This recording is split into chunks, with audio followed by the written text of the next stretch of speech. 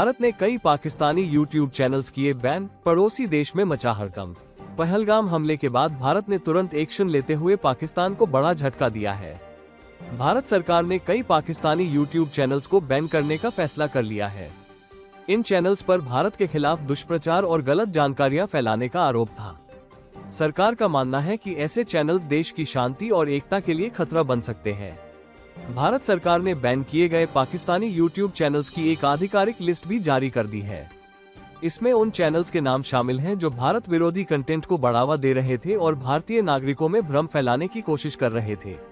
सूचना एवं प्रसारण मंत्रालय ने आदेश जारी करते हुए तुरंत प्रभाव से इन चैनल्स को ब्लॉक करने के निर्देश दिए हैं। भारत न छोड़ने वाले पाकिस्तानी होंगे गिरफ्तार, इतने साल की जेल के साथ लगेगा इतने लाख का भारी जुर्माने। जम्मू कश्मीर के पहलगाम में 22 अप्रैल को हुए आतंकी हमले के बाद केंद्र सरकार ने बड़ा कदम उठाया है। सरकार ने आदेश दिया है कि जो पाकिस्तानी नागरिक तय समय सीमा के भीतर भारत नहीं छोड़ेंगे उन पर सख्त कार्रवाई की जाएगी।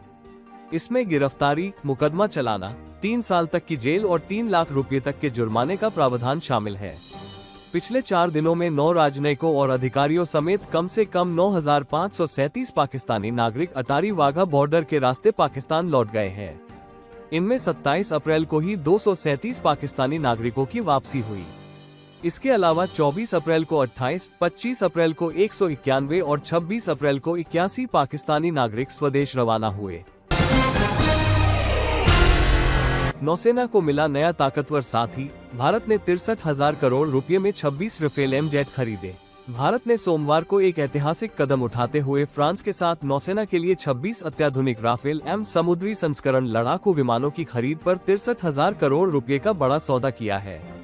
इस सौदे से भारतीय नौसेना की ताकत में जबरदस्त इजाफा होगा और समुद्री सुरक्षा में नया आयाम जुड़ जाएगा।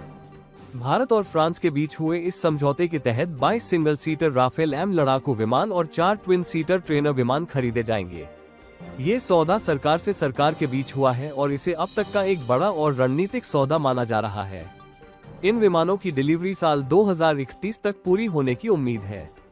इसके साथ ही भारतीय नौसेना के पायलटों और तकनीकी स्टाफ के लिए ट्रेनिंग, विमानों की मरम्मत और लॉजिस्टिक सपोर्ट का भी प्रावधान इस समझौते में शामिल है। तेजी के साथ बंद हुआ बाजार, सेंसेक्स 1005 अंक उछलकर 80,218 के स्तर पर।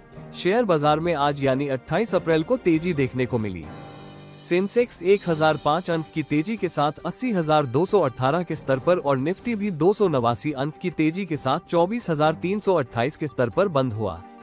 आज बैंकिंग, ऑटो और एनर्जी शेयर्स में तेजी रही। कारोबार के दौरान सेंसेक्स 1035 अंक चढ़ा जबकि निफ्टी भी 290 अंक मजबूत हुआ।